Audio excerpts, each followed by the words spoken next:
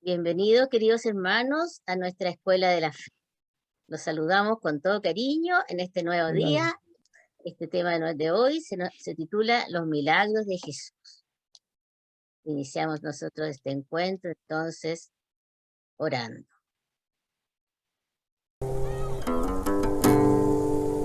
La calma acariciaba el mar de Galilea. Vamos a la otra orilla, les ordena Jesús. Subieron a la barca y navegaron, quedándoles atrás Cafarnaúm. El cielo entero se nubló y todo el mar se alborotó. Jesús dormía y la tempestad amenazaba con estribor.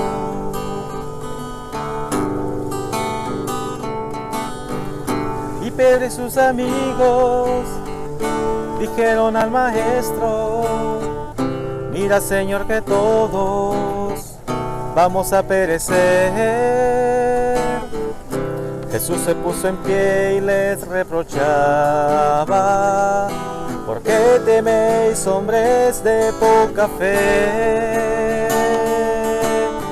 Jesús habla a las olas, mandó callarse el viento y una completa calma comenzó a florecer. Y todos preguntaban: ¿quién es ese que a viento y mar les hace obedecer? En la tercera parte vemos como el Señor Jesús, que es el Verbo eterno del Padre, en quien fueron creadas todas las cosas, también domina la naturaleza, pasa hace milagros que son realmente increíbles a los ojos humanos. Veamos el primero de todos ellos, que es la tempestad calmada. ¿Mónica? Del Evangelio de Marcos, capítulo 4, versículos del 35 al 41. Ese día, al atardecer, les dice: pasemos a la otra orilla. Despiden a la gente y le llevan en la barca como estaba, e iban otras barcas con él. En esto se levantó una fuerte borrasca y las olas irrumpían en la barca, de suerte que ya se anegaba la barca. Él estaba en popa, durmiendo sobre un cabezal. Le despiertan y le dicen: Maestro, ¿no te importa que perezcamos? Él, habiéndose despertado, increpó al viento y dijo al mar: Calla, enmudece. El viento se calmó y sobrevino una gran bonanza. Y les dijo: ¿por qué estáis con tanto miedo? ¿Cómo no tenéis fe? Ellos se llenaron de gran temor y se decían unos a otros: pues, ¿quién es este que hasta el viento y el mar le obedecen? Emilio, ¿te imaginas tú estar ahí en el barco con Jesús en esa tempestad? ¿Tú cómo lo ves eso? ¿Y tú crees que hoy en día tenemos nosotros tempestades? Sí, yo lo veo como situaciones que nos llevan a desesperar, ¿no? A veces son situaciones que nosotros mismos nos buscamos, otras pueden que nos vengan de afuera.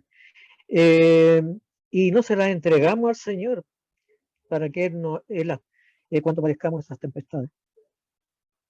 Sí, sí, hay que pedirle así como los apóstoles: sálvanos, Señor, que perecemos. Sí. Y Él recurre siempre, no nos abandona. Sí. Bien, ahora el tema de la multiplicación de los panes, que es una cosa maravillosa. ¿Podríamos, Emilio, podrías? Sí, lectura del Evangelio según San Marcos, capítulo 8, versículos del 1 al 10. En aquellos días se reunió otra vez mucha gente y no tenían qué comer. Llamó a los discípulos y les dijo: me compadezco de esta gente. Ya llevan 3 días junto a mí y no tienen qué comer. Si los despido a casa en ayunas, desfallecerán por el camino, y algunos han venido de lejos. Le contestaron los discípulos: ¿de dónde sacaríamos panes para alimentarlos aquí en despoblado? Les preguntó: ¿cuántos panes tienen? Respondieron: 7. Ordenó a la gente que se recostara en el suelo. Tomó los 7 panes, dio gracias, los partió y se los dio a sus discípulos para que los sirvieran. Ellos los sirvieron a la gente. Tenían también unos pocos pescaditos. Los bendijo y mandó que los sirvieran. Comieron hasta quedar satisfechos y recogieron las sobras en 7 canastas. Eran unos 4.000. Los despidió y enseguida embarcó con los discípulos y se dirigió al territorio de Dalmanuta. Impresionante. No sé si recuerdan ustedes que en una de las tentaciones de Jesús en el desierto fue que el demonio le pidió que multiplicara los pan cuando tuvo hambre, ¿no es cierto? Bueno, y Claro. él no lo hizo, porque él nunca, si ustedes observan, nunca hizo un milagro en su beneficio, sino que en el beneficio de los demás. Y aquí él siente compasión de la gente que tiene hambre. Pero estas personas lo han seguido, han estado todo el día con él, han escuchado toda su enseñanza, su predicación, y ahí él dice, se compadece y dice: démosle de comer. Y solo había 7 panes y unos pececitos. Y ocurre el milagro, ¿ah? De la multiplicación para todos aquellos incluso que sobra. Y eso sucede cuando realmente nosotros lo seguimos, lo escuchamos y compartimos, ¿ah? Y a lo mejor compartimos de lo que tenemos con las personas que lo necesitan. Hoy día podemos hacerlo de todas maneras, este mismo que Jesús hizo. También está un fenómeno que es bien muy impresionante, y Jesús camina sobre las aguas. A ver, escuchemos ese texto. Mateo, capítulo 14, versículos del 25 al 32. Y a la 4ª vigilia de la noche, vino él hacia ellos caminando sobre el mar. Los discípulos, viéndole caminar sobre el mar, se turbaron y decían: es un fantasma. Y de miedo se pusieron a gritar. Pero al instante les habló Jesús diciendo: ánimo, que soy yo, no temáis. Pedro le respondió: Señor, si eres tú, mándame ir donde ti sobre las aguas. Ven, le dijo. Bajó Pedro de la barca y se puso a caminar sobre las aguas, yendo hacia Jesús. Pero viendo la violencia del viento, le entró miedo, y como comenzara a hundirse, gritó: Señor, sálvame. Al punto Jesús, tendiéndole la mano, le agarró y le dice: hombre de poca fe, ¿por qué dudaste? Subieron a la barca y amainó el viento. Gracias. Bueno, Consuelo, ¿tú me podrías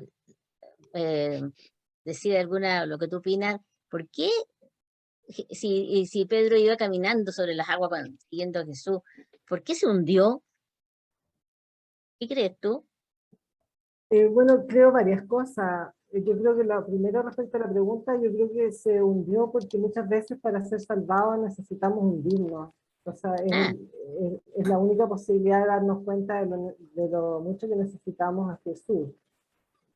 Pero también centrarme en qué bonita es la respuesta de Jesús, que no es un Jesús de escritorio desde la barca, sino que va y tiende la mano, porque podría haber mandado perfectamente que volviera a caminar sobre las aguas. Sin embargo, va él personalmente, le tiende la mano y lo levanta. Y ahí, en ese encuentro, es donde nosotros experimentamos que salimos del hundimiento realmente. Esa es la salvación más profunda, la del alma, la de sentir esa mano. Ahora, como reflexión, yo creo que Jesús camina sobre las aguas y camina por donde quiera, porque Él es el camino, en definitiva. Y también al hablar de las aguas, podemos acordarnos de la creación. Dios ha creado todo y ya revoloteaba el Espíritu Santo sobre las aguas, como en esta ocasión caminaba Jesús, también sobre las aguas. O sea, está la Trinidad ya desde la creación. Esas Sí, reflexiones me surgieron. sí, es súper hermoso, ¿ah? Pero no hay que tener miedo, yo creo, de seguir a Jesús, ¿no? Porque Él está con nosotros. Bueno, O sea, y bendito miedo que nos ayuda a encontrar a Jesús. Sí, también eso, me agregaría yo. sí, sí, sí, justo, qué bien. Oye, otro milagro y cambio de la naturaleza cuando secó la higuera. ¿Podríamos, Consuelo, ver eso? Entonces, Evangelio según San Mateo, capítulo 21, versículos del 18 al 22. Al amanecer, cuando volvía a la ciudad, sintió hambre, y viendo una higuera junto al camino, se acercó a ella, pero no encontró en ella más que hojas. Entonces le dice, que nunca jamás brote fruto de ti, y al momento se secó la higuera. Al verlo, los discípulos se maravillaron y decían, ¿cómo al momento quedó seca la higuera? Jesús les respondió, yo os aseguro, si tenéis fe y no vaciláis, no solo haréis lo de la higuera, sino que si aún decís a este monte, quítate y arrójate al mar, así se hará. Y todo cuanto pidáis con fe en la oración, lo recibiréis. Ya. ¿Qué, a ver, qué enseñanza nos deja a nosotros este texto? ¿Nosotros podemos ser como higueras estériles, Susana? Bueno, lo primero, comentar que a través de la Biblia hay varias alusiones a la higuera, que Ah, dicho sea de paso, en esa zona geográfica de la Tierra hay muchas higueras y de abundantes frutos durante gran parte del año. ya, Y se le asociaba, se asociaba ya desde el Antiguo Testamento la higuera con el pueblo de Dios. Acuérdense que también vimos la canasta de higos sí, dulce y los higos amargos cuando vimos el Antiguo Testamento, entre paréntesis. Bueno, en esa línea, el cristiano debe dar fruto, porque Jesús los pedirá. Cada cual de acuerdo a su vocación, a su estado de vida, a sus responsabilidades. Ya que el hambre de Jesús esa mañana representa su amor a la humanidad y su ardiente deseo de que contribuyamos en su obra dando abundantes y buenos frutos. Y claro, y si no damos fruto, seremos como la higuera estéril. sí, claro, claro. Así que ni Dios lo quiera que seamos higueras estériles hoy. Ojalá que Bueno, no. ojalá que no. Escuchemos entonces el texto tomado de Evangelio según San Juan, capítulo 2, versículo 1 al 11. 3 días después se celebraba una boda en Caná de Galilea y estaba allí la madre de Jesús. Fue invitado también a la boda Jesús con sus discípulos. Y como faltara vino, porque se había acabado el vino de la boda, le dice Jesús a su madre, ¿no tienen vino? Jesús le responde, ¿qué tengo yo contigo, mujer? Todavía no ha llegado mi hora. Dice su madre a los sirvientes, haced lo que él os diga. Había allí 6 tinajas de piedra puestas para la purificación de los judíos, de 2 o 3 medidas cada una. le dice Jesús, llenad las tinajas de agua, y las llenaron hasta arriba. Sacadlo ahora, les dice, y llevadlo al maestresala. Ellos lo llevaron.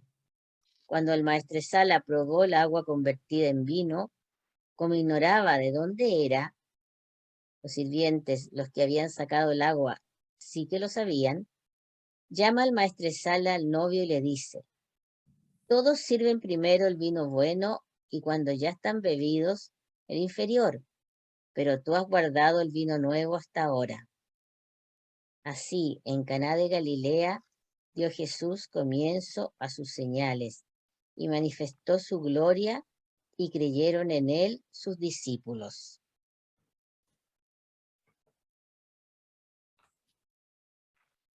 Mónica, ¿cómo entiendes tú este milagro hoy día? Bueno, este milagro es un texto que está lleno de simbolismo, porque, por ejemplo, falta el vino, dice María, no tienen vino, simboliza un poco que ya la ley antigua de Moisés ya quedó obsoleta y que Cristo trae una nueva ley, una nueva alianza, es una nueva forma de relacionarse con los hombres. Entonces, cuando María le dice eso, es porque hay un pueblo que está ansioso, ¿cierto? Está confundido y Cristo viene a dejar su mensaje nuevo y una nueva alianza. A eso se refiere. También María le dice, haga lo que Él les diga.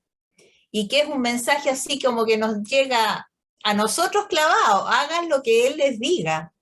Sigamos su camino, escuchemos su palabra.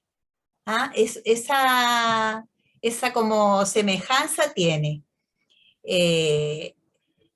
Jesús inaugura con esto su vida, su tiempo nuevo. Es la nueva alianza que se inaugura. El vino que nos ofrece Jesús, que es el mejor, porque el último vino, ¿cierto? El que Él convierte en vino, es el mejor de la boda. Entonces, ese vino es el vino que nos ofrece a nosotros para nuestra salvación, el vino de la Eucaristía. Esa es como la significancia simbólica que encontré para este texto. Ah, súper interesante. Gracias, Mónica.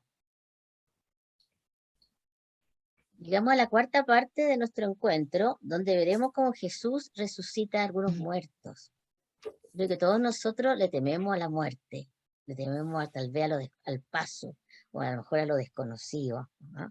Pero Jesús nos viene a demostrar que hay algo, que hay algo más allá de esta muerte, ¿eh? Que es la vida eterna.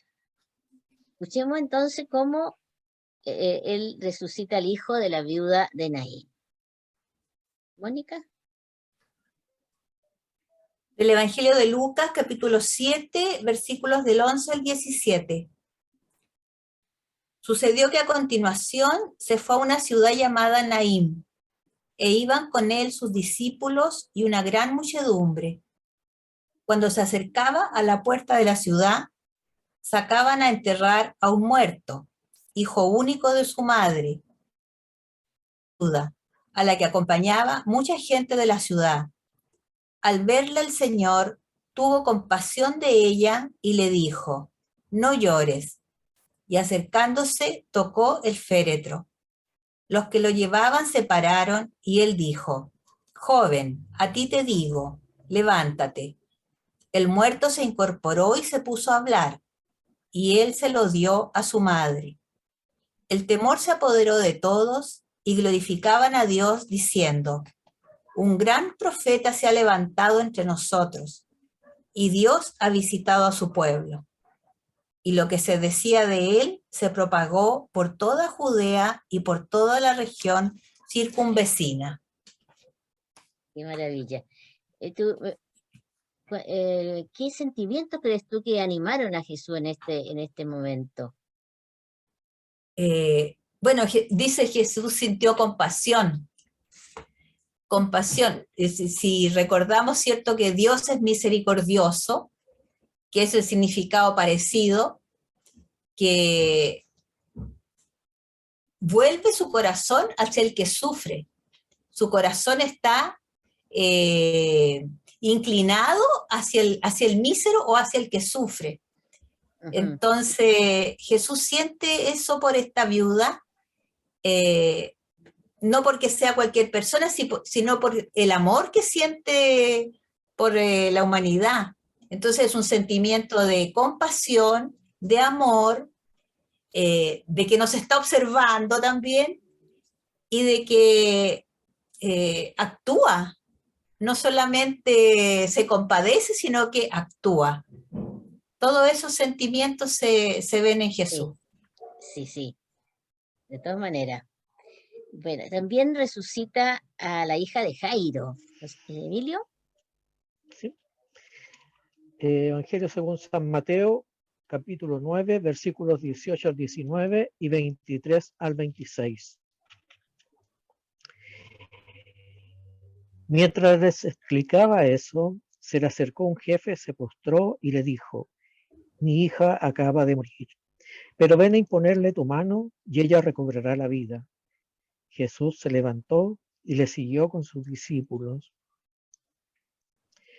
Jesús llegó a casa del jefe y al ver a los flautistas y el barullo de la gente, dijo: retírense, la muchacha no está muerta, sino dormida. Se reían de él. Pero cuando echaron a la gente, él entró, la tomó de la mano y la muchacha se levantó. El hecho se divulgó por toda la región.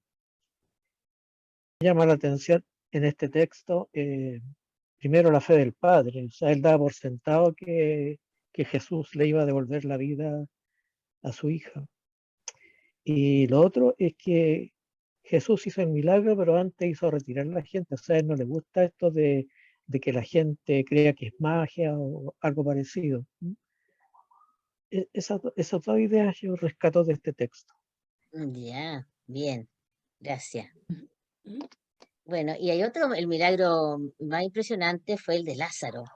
Escuchemos, Susana. Juan capítulo 11, versículos del 32 al 44.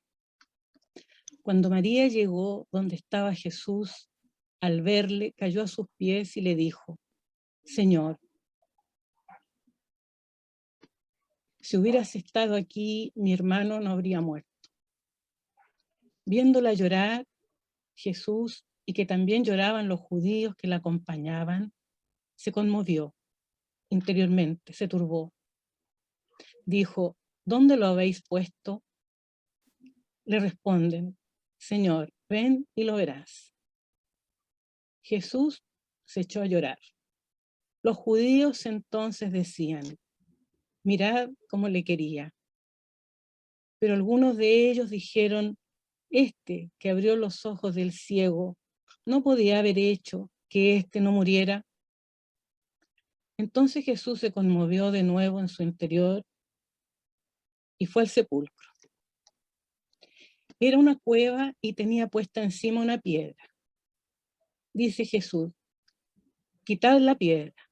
Le responde Marta, la hermana del muerto: Señor, ya huele. Es el cuarto día. Le dice Jesús: ¿no te he dicho que si crees verás la gloria de Dios? Quitaron pues la piedra. Entonces Jesús levantó los ojos a lo alto y dijo: Padre, te doy gracias por haberme escuchado. Ya sabía yo que tú siempre me escuchas, pero lo he dicho por estos que me rodean, para que crean que tú me has enviado. Dicho esto, gritó con fuerte voz: Lázaro, sal fuera. Y salió el muerto atado de pies y manos, con vendas y envuelto el rostro en un sudario. Jesús les dice: desatadlo y dejarle andar. Es muy impresionante, ¿no? Tú, ¿cómo lo entiende este texto? ¿Y esto tiene vigencia hoy en día? Bueno, en este texto se ve claramente que Jesús vence la muerte. Eso yo creo que es como la idea principal. En este relato quedó claramente expuesto esa idea, porque Lázaro estaba bien muerto. No deja lugar a la duda, porque su hermana Marta dice que ya llevaba 4 días y que ya olía. Bueno, y Jesús, previo a dar gracias a Dios por escucharlo, Jesús lo dice en voz alta, ¿no es cierto?, para que crean, dice, ya, y que quede claro que Dios lo ha enviado a él. Y que la resurrección que va a hacer es obra de Dios, del Dios de Israel, y no magia o producto de otros dioses. Entonces Jesús gritó con fuerte voz, Lázaro, sal fuera, y volviéndolo así a la vida. Y se levantó el muerto, dice, atado aún de pies y manos con las vendas y su rostro cubierto por un sudario. Y Jesús dice, desatadlo y dejarlo andar. Con esto da a entender que no solo lo vuelve a la vida, sino que lo libera de ataduras. Estaba atado de pies y manos. Es decir, de diversas ataduras psicológicas, sociales y espirituales. Además, tenía un velo que le cubría su rostro, ¿cierto? El sudario, dice el texto. Le cubría su rostro, su boca, pero también lo quitan, ¿no es cierto?, para que diga lo que tenga que decir, y la venda de sus ojos. Esos también son símbolos que podemos entenderlo quizás, ¿no es cierto?, para que vea, quizás antes no veía ciertas situaciones, ciertas cosas en la vida. Lo sana para actuar, para desenvolverse en la vida, en el amplio sentido de la palabra, digamos, y en la vida con mayúscula. Gracias, sí. Bueno, y llegamos al relato de la resurrección de Jesús. Vamos a ver otro tema completo para él, para Jesús. Pero veamos la relación con estas otras resurrecciones. ¿Consuelo? Sí. Evangelio según San Marcos, capítulo 16, del versículo 1 al 8. Pasado el sábado, María Magdalena, María la de Santiago y Salomé compraron aromas para ir a embalsamarle. Y muy de madrugada, el primer día de la semana, a la salida del sol, van al sepulcro. Se decían unas a otras, ¿quién nos retirará la piedra de la puerta del sepulcro? Y levantando los ojos, ven que la piedra estaba ya retirada, y eso que era muy grande. Y entrando en el sepulcro, vieron a un joven sentado en el lado derecho, vestido con una túnica blanca, y se asustaron. Pero él les dice, no os asustéis, buscáis a Jesús de Nazaret, el crucificado, ha resucitado. No está aquí, ved el lugar donde le pusieron, pero id a decir a sus discípulos y a Pedro que irá delante de vosotros a Galilea, allí le veréis, como os dijo. Ellas salieron huyendo al sepulcro, pues un gran temblor y espanto se había apoderado de ellas, y no dijeron nada a nadie porque tenían miedo. Impresionante encontrar la tumba vacía y un ángel del Señor. Tú, Consuelo, ¿qué diferencia ves entre esta resurrección de Jesús y las anteriores que hemos relatado? Así como para el simple, Jesús es la resurrección, el mismo, porque el ser y el estar se conjugan en la misma persona. Y en el caso de los otros, es por la gracia de Dios que son resucitados. Jesús resucita una sola vez y morir. Los otros que han sido resucitados vuelven a morir. O sea, igual tuvo sentido resucitarlos, pero van a morir más adelante. Cambió algo, se pasó algo sobrenatural, pero no se alteró el término. Entonces ellos vuelven a morir. Eso, sí, realmente. Bueno, estamos llegando al final. Quisiera hacer una pequeña síntesis de algunas ideas que hemos observado en este tema. Y uno de ellos es el tema de lo que es un milagro y lo que es la magia, por ejemplo, que se aludió a eso. Un milagro, ¿no es cierto?, es una intervención sobrenatural que supera las leyes de la naturaleza y que es por acción divina. Cuando uno, por ejemplo, recurra a un santo, ¿no es cierto?, para que haga un milagro, que sane a una persona querida, él es como un mediador, pero el milagro lo hace Dios mismo. Y la magia es una práctica que realizar utilizando algunas técnicas desconocidas que uno no maneja y que pueden ser, a veces se dice que son peligrosas.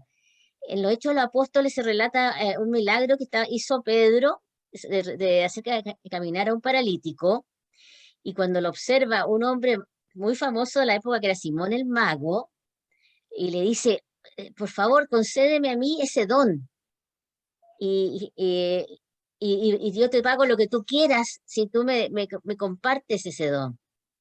Y Pedro le contesta, apártate, Satanás. Fue súper duro, recuerdo ese texto en los primeros capítulos del libro de los Hechos de los Apóstoles. Es muy diferente entonces la magia al milagro que Dios mismo hace para ayudar, para consolar, para animar a sus hijos. Otra cosa que es interesante ver cómo Jesús se conmueve. En un texto, 2 veces se repite ese texto. Se conmueve ante el dolor, ante la muerte de un amigo, se conmueve ante las situaciones de cada uno de nosotros, porque Él está cerca, Él es nuestro hermano, nuestro amigo, nuestro Dios. También nosotros podemos observar que la sanación que da, y muchas veces empieza, tus pecados te son perdonados, no sé si se recuerdan. Entonces hay una sanación espiritual, hay una sanación física, hay una sanación psíquica y una salvación para la vida.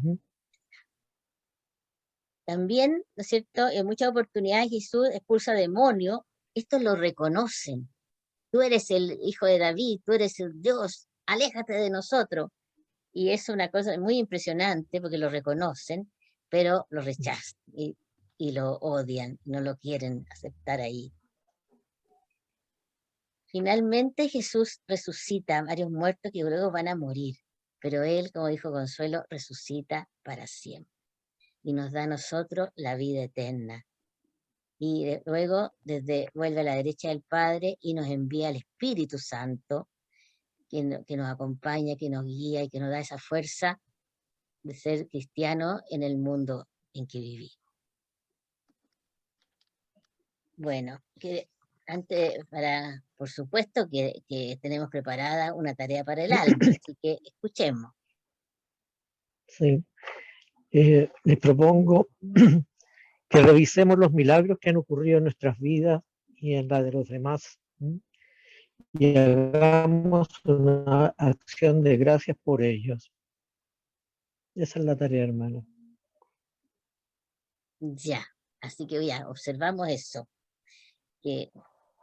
para que podamos entonces sacar frutos también de este encuentro que hemos compartido. En la oración final,